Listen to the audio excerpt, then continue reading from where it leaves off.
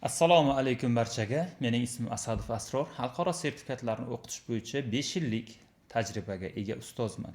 Bugun men sizlar bilan AP sertifikati haqida gaplashmoqchiman. AP sertifikati o'zi nima va u bizga universitetlarga kirishga qanday ustuvorlik beradi va yo'nalish tanlayotgan paytimizda qanaqa turdagi AP sertifikatlarni olishligimiz kerak. Bugungi videomizda aynan shular haqida gaplashib o'tamiz. Demak, videoni oxirigacha ko'rib boring va siz AP sertifikati haqida chuqurroq ma'lumotga ega bo'lasiz. Demak, davom etamiz.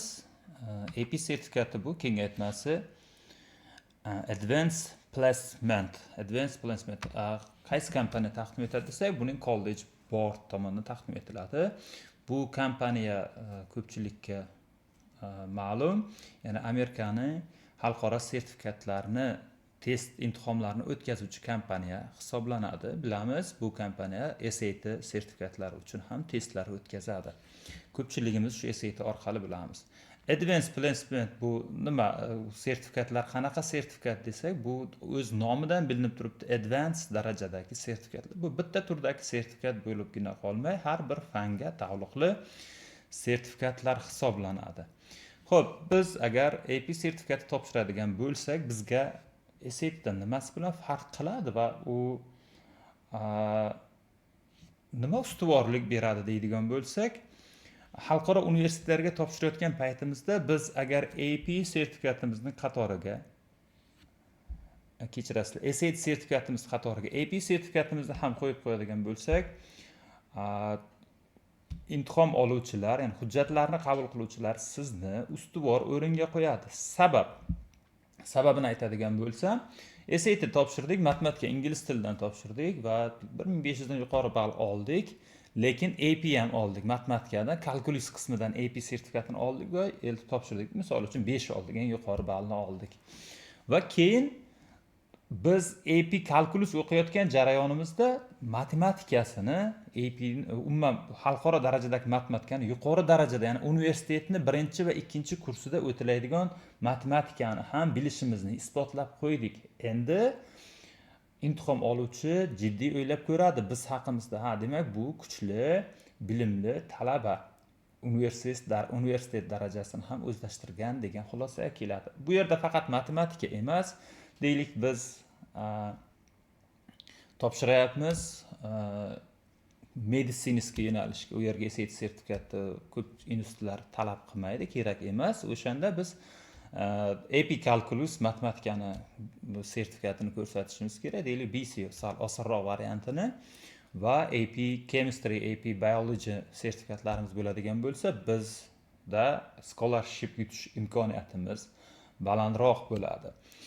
AP sertifikati bizga nima imkoniyatlar berishligi shunda kuchli akademik hujjat bo'lib beradi biz uchun. Demak, davom etadigan bo'lsak, o'sha AP ni qanday sertifikatlari bor desa, ayrimlarini kiritdim, barchasiga juda ko'p vaqt ketadi. Juda ko'p sertifikatlar. AP kalkulus bu matematika.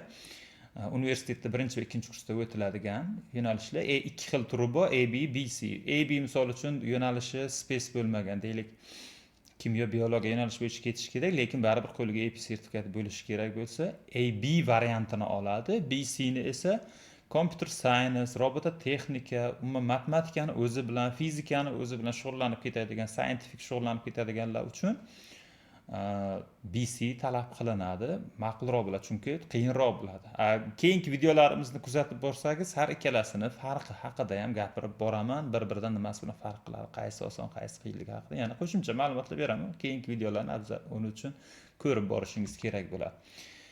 AP Microeconomics. Bu yerda eng commonlari bilan qo'ydim.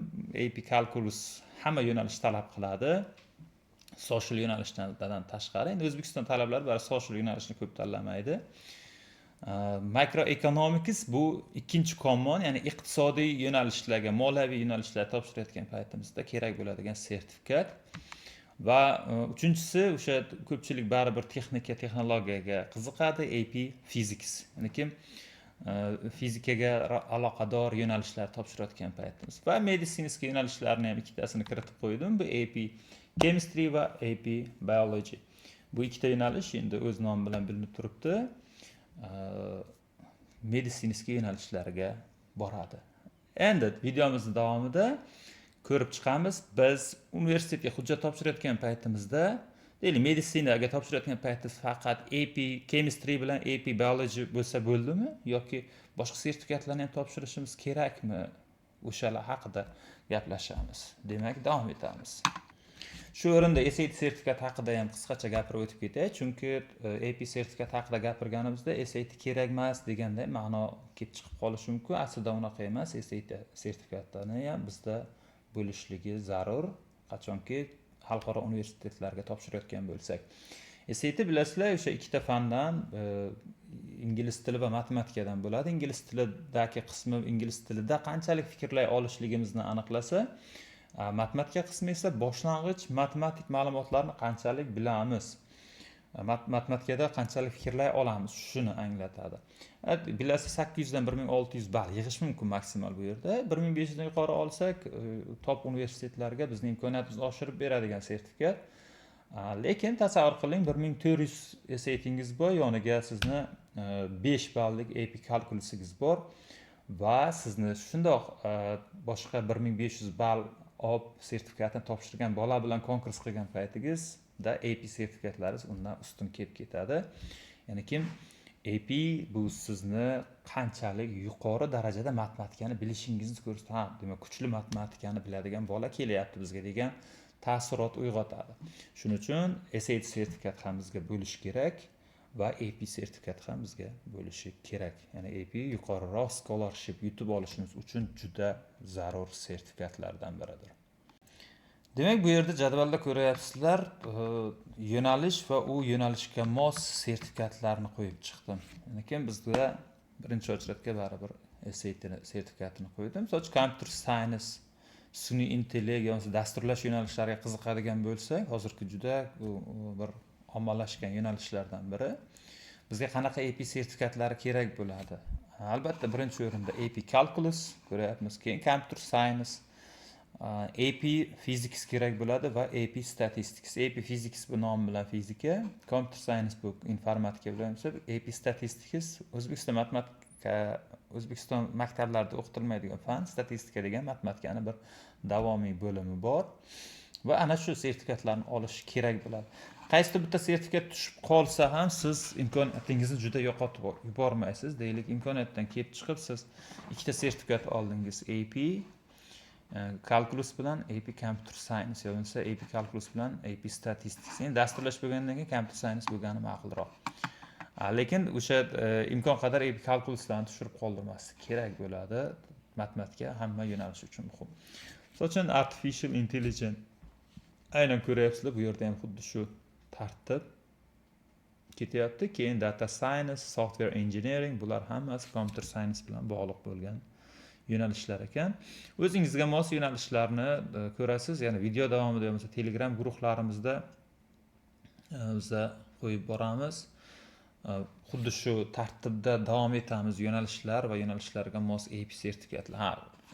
Aniq qarashimiz kerak bo'lgan joy SAT sertifikat barcha yo'nalishlarga kerak bo'ladi. Buni ham ko'rib qo'yishimiz kerak. Xo'p, ana endi bu engineering soha. Ikkinchisi engineering sohalar bo'lyapti. Bu electrical engineering, mechanical engineering va hokazo. Demak, bu yerda ham o'sha AP Calculus, AP Physicsni yana bir yo'nalishi va AP Chemistry Engineering uchun deylik, bizda imkoniyat sal chegaralangan vaqt yoki o'qitishda muammo, yo'nsa chemistryga qiynalyapmiz misol uchun, shundagina olib tashlab shu 3 ta sertifikatga tayyorlansak ham bizga yuqori ustuvorlik beradi. Boshqa yo'nalishlarni o'zlaringizga mos yo'nalishlarni ko'rib chiqishlaringiz mumkin bu yerda. Va keyingisi bu biomedical engineering, ya'ni medisinskiy yo'nalishlar. Biomedical engineeringga e'tibor qiladigan bo'lsangiz, SAT sertifikat kerak deyapti va biologiya, chemistry, AP Calculus yoki AP Physics o'qishimiz kerak bo'lsa, medisin yo'nalishi bo'yicha biz tayyorlanmoqchi bo'lsak, SATga boshimizni qotirmaganimiz ma'qul va biz o'zimizga kerakli sertifikatlarni AP Biology, AP Chemistry, AP Calculuslarga tayyorgarlik ko'rganimiz ma'qul. Ana shu joyiga ozgina qo'shilmayman. AP BC emas, AB, ya'ni osonroq variantini, mana ikkinchi variantini olsak ham bo'ladi. Keyingisi biotechnology, bu ham biologik texnologiyalar deydi. Endi sizga maslahat beraman, biotexnologiyaga qiziqmasligingiz o'zingiz ham bilmasligingiz mumkin. Biotexnologiya asli nima ekanligini bilmasligingiz mumkin. Siz bilasiz, meditsinani bilasiz, siz bilasiz, misol uchun mechanical engineeringni bilishingiz mumkin, civil engineering nimaligini bilmaysiz. Misol uchun buni bilasizlar, electrical engineering bilasizlar. Bilmagan yo'nalishlaringizni ochib ko'ringlar, aslida juda katta yo'nalishlar bo'ladi. Va davom etamiz va eng ko'pchilik qiziqadigan yo'nalishlardan biri, ya'ni pul haqida gaplashadigan yo'nalish, faqat pul bilan aloqa qiladigan yo'nalishlar. Economics, finance, business yo'nalishlari bu da essayda barchasiga kerak. AP Calculus bilan boshlanadi va AP Statistics bilan tugayapti. AP Statistics bu yerga zarur deylik. Economics o'qimoqchi bo'lsangiz, calculus olasiz va statistics olasiz.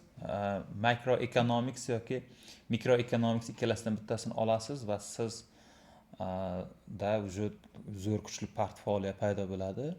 Ana o'ltirib keyin top 100 talikdan, top 50 talikdan universitet tanlashni boshlaysiz. SATni ham deylik 1400 dan baland qilib qo'ydingiz. Ana shunday gaplar menimcha yana bor ekan. Bu pedagog yo'nalishlar, baribir ichimizda pedagog yo'nalishga qiziquvchilar ham ko'p bo'ladi. Masalan, matematika, toza matematikani o'ziga qiziquvchilar, demak, AP Calculus, AP Statistics va AP Physics olish kerak. Fizikaga qiziqadiganlar AP Calculus, Physics va Chemistry ni olish kerak ekan. Chemistry ni o'ziga qiziqadiganlar AP Chemistry, AP Calculus va AP Physics. Menimcha sizlar ham sezdingizlar. AP Calculus degan har bir yo'nalishni to'g'risida bor, men ataylab qo'yib chiqmadim to'g'risi. O'zim matematika mutaxassis bo'lganim uchun bu yerda hozir menda barcha mutaxassislar bor. AP Statisticsni o'qitadigan alohida mutaxassislar, AP Biologyni o'qitadigan alohida mutaxassisimiz bor. Lekin kalkulus muhim, ya'ni har qanday yo'nalishda matematikadan qochib qutulib bo'lmaydi. Ya'ni siz topshirmoqchisiz, meditsinskiy yo'nalishga shu matematikani yomon ko'rganingiz uchun ketyapsizlar qochib o'sha yoqqa. Ilojingiz yo'q, qochib qutula olmaysiz. Shu bilan bugungi videomiz yakunlanib qoldi.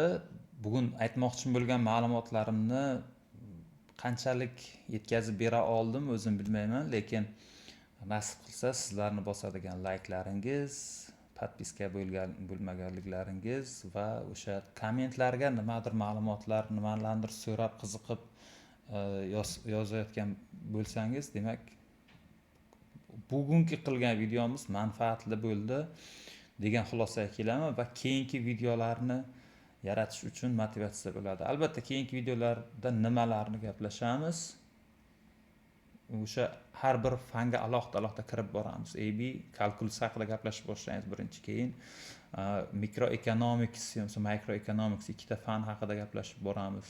Keyin fizika, keyin chemistry, keyin biology. Balki ikkita uchtasini bitta qilib video qilishimiz mumkin. Sizdan faqat talab qilingan narsa podpiska bosasiz, komment yozasiz va like bosib qo'yasiz. Va agar bizda kurslar уже sentyabr 15-da AB kalkulus kurslariga